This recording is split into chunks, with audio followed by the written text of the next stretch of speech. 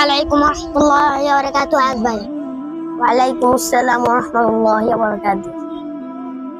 ভাই আজকে আপনার মন খারাপ কেন? আমার আজকে ভালো লাগতেছে না। কেন ভাই? আমার মাদ্রাসায় পড়তে ভালো লাগে না। কেন ভালো লাগতেছে না ভাই? আমার মাদ্রাসায় পড়তে ভালো লাগে না, আমার স্কুলে পড়তে ভালো লাগে।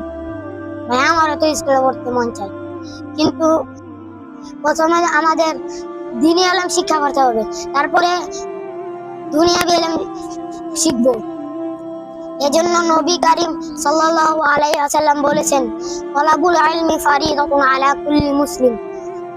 দ্বীনি ইলম শিক্ষা করা প্রত্যেক মুসলমানের উপর ফরজ। সুতরাং আমাদের দ্বীনি ইলম শিক্ষা করতে হবে।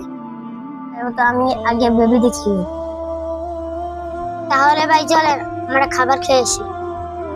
এটাই মাদ্রাসার ছাত্রদের একজনের প্রতি একজনের ভালোবাসা। ভিডিওটি ভালো লাগলে সবাই শেয়ার করে দিবেন।